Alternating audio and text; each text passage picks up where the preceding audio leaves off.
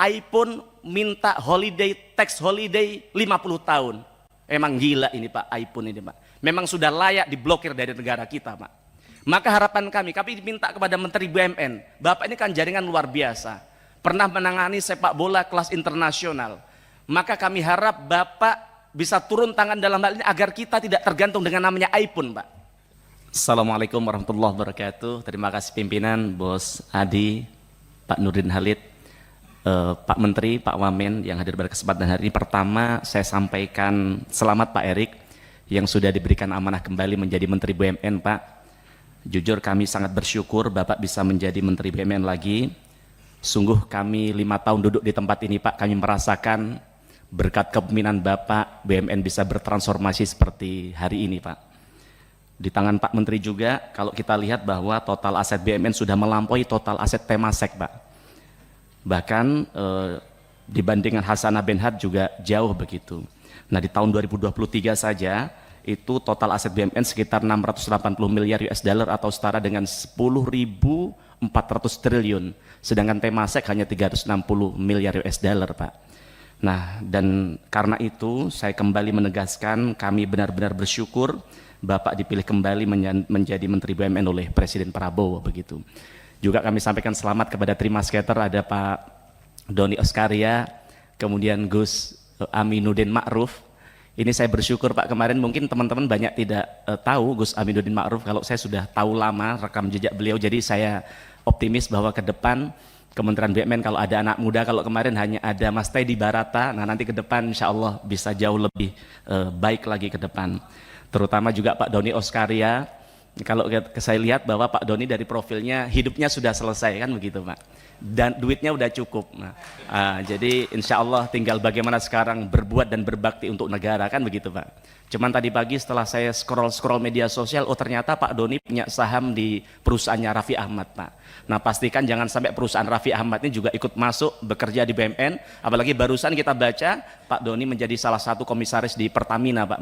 Nah pastikan tuh agar tidak ada konflik kepentingan Pak di situ Pak ya. Terima kasih.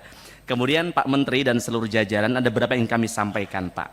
Yang pertama Pak Menteri, sepanjang tahun 2020 hingga tahun 2024 usulan dan realisasi PMN sangat besar sekali, yaitu mencapai 226,1 triliun begitu. Tentu ini tidak bisa dihilangkan, tapi harapan kami ke depan bisa terus diturunkan Pak. Apalagi hari ini pemerintah punya program makan gizi gratis yang angkanya juga fantastis, yaitu 400 triliun. Sedangkan kalau kita lihat anggarannya di tahun 2025 itu hanya disiapkan 71 triliun begitu Pak. Maka ke depan ketika PMN bisa diturunkan, bisa turut berkontribusi dan mensukseskan program yang menjadi prioritas dari Presiden Prabowo, yaitu makan bergizi gratis Pak.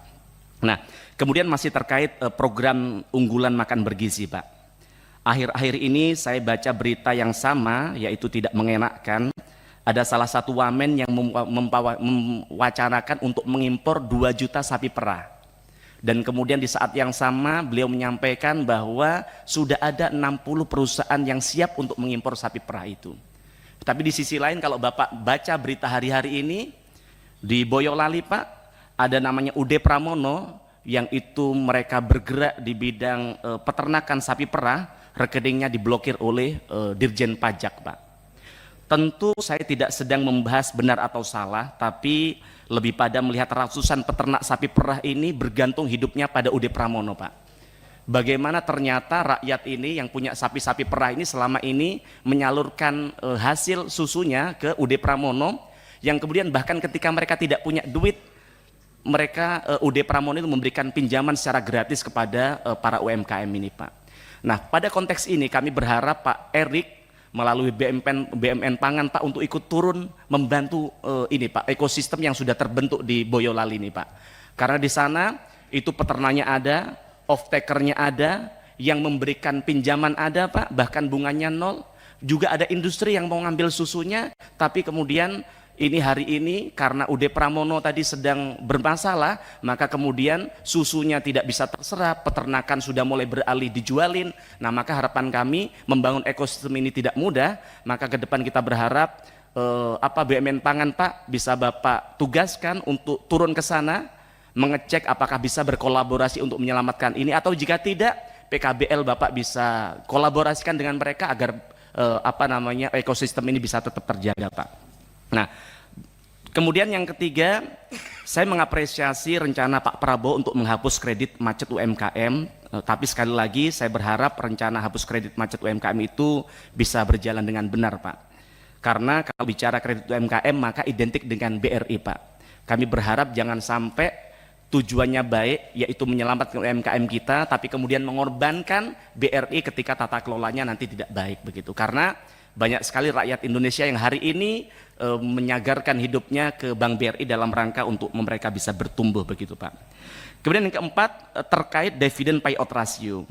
Saya mengapresiasi dividen yang disetorkan oleh BUMN kepada pemerintah pada tahun 2024 mencapai 45 hingga 50%, Pak, dari laba bersih. Maka jika kita bandingkan, angka ini jauh lebih tinggi dibandingkan dengan praktek di beberapa negara, sebut saja di Singapura 17%, di Hasanah Malaysia yaitu rasionya hanya 20 hingga 25%, kemudian di Sasak China 15-20%, dan kemudian kalau kita lihat di BUMN tetangga kita di Thailand hanya 25 sampai 30%. Nah, saya melihat bahwa ini satu prestasi yang luar biasa. Setoran dividen dari Kementerian BUMN ke negara menjadi yang terbesar dalam sejarah, Pak. Tapi harapan kami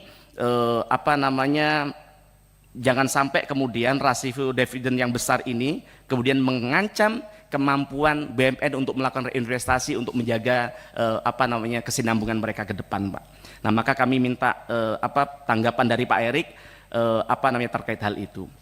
Kemudian yang kelima, Pak Menteri, saya jujur ketika Pak Presiden Prabowo saat itu akan mengumumkan nomenklatur kementerian, saya deg-degan, Pak. Karena saya khawatir bahwa kementerian ini akan dihapuskan, karena dalam berbagai pernyataan termasuk di diskusi-diskusi, termasuk di debat-debatnya Presiden saat itu, hawa-hawanya, nada-nadanya bahwa BUMN ini akan dihapuskan. Tapi saya bersyukur ternyata Kementerian BUMN tetap ada. Namun kemudian hari ini kami dibikin khawatir lagi, Pak. Kami deg-degan hari ini karena katanya pada tanggal 8 November nanti Presiden akan meresmikan namanya Danantara, Pak. Yang ingin kami tanyakan Pak Menteri, bagaimana sikap Bapak? Bagaimana pandangan Bapak terkait Danantara ini, Pak? Bapak setuju tidak? Karena kalau kami lihat, Pak, tujuan Danantara untuk kan bagaimana mengoptimalkan apa yang sudah ada selama ini di BUMN. Yang kami lihat, kalau Bapak tadi paparan di halaman 8, di halaman berapa tadi? Dari total 47 BUMN yang sakit, Bapak mampu menyembuhkan 40. Jenengan tahu, Pak, dokter spesialis saja, Pak, tidak bisa menyembuhkan 40 orang sekaligus, Pak. Tapi ini BUMN yang sakit, yang itu tentu sangat kompleks sekali, lebih kronis daripada sekedar kanker, Pak. Tapi Bapak bisa menyelamatkan 40 dari 47 BUMN. Nah, maka yang kami ingin tanyakan, apa sebenarnya tujuan dari Danantara ini? Nah, kami ingin tanyakan juga kepada Bapak, ketika Danantara ini ada, sebenarnya apa tupoksi dari Kementerian BUMN?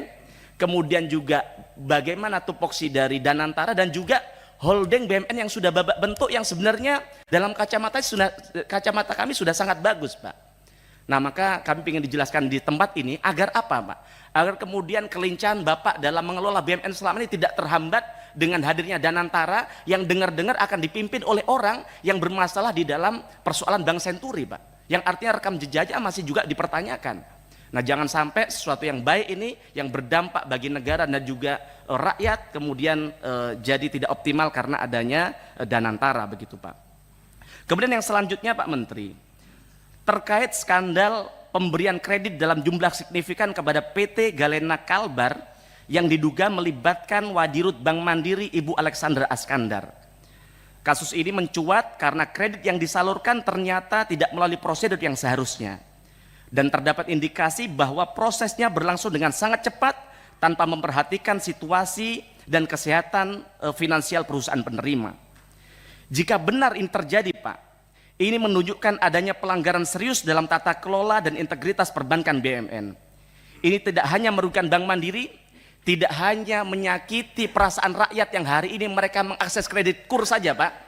Rakyat mengakses kredit KUR 10 juta saja, prosedurnya sangat rumit, bahkan ujung-ujungnya tidak di-approval karena kuotanya sudah habis begitu.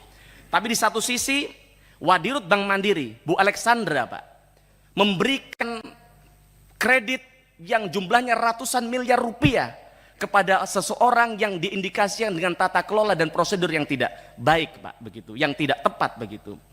Maka kami minta pada kesempatan ini kepada Kementerian BUMN untuk dengan serius mencermati kasus ini. Karena kasus ini bukan hanya soal individu Pak, tetapi juga mencerminkan ketidakberesan dalam manajemen risiko dan pengawasan kredit di institusi BUMN. Kemudian yang terakhir Pak Menteri, hari ini sedang ramai di media sosial soal bagaimana ternyata iPhone 16 dilarang masuk Indonesia Pak. Tapi setelah kemudian kita buka alasan dari pemerintah, yaitu karena iPhone minta tax holiday 50 tahun. Emang gila ini Pak, iPhone ini Pak. Memang sudah layak diblokir dari negara kita Pak. Maka harapan kami diminta kepada Menteri BUMN, Bapak ini kan jaringan luar biasa, pernah menangani sepak bola kelas internasional. Maka kami harap Bapak bisa turun tangan dalam hal ini agar kita tidak tergantung dengan namanya iPhone Pak. Kita ini kemarin mikir, Masya Allah, mereka sudah menikmati begitu banyak duit dari rakyat Indonesia, tapi ternyata mereka mau investasi di sini saja, minta syarat namanya tax holiday 50 tahun. Kami dan rakyat Indonesia marah kepada iPhone Pak. Kalau perlu diblokir semua, seluruh produk iPhone tidak boleh masuk ke negara kita Pak. Ini pelecehan terhadap negara kita Pak. Terima kasih. Assalamualaikum warahmatullahi wabarakatuh.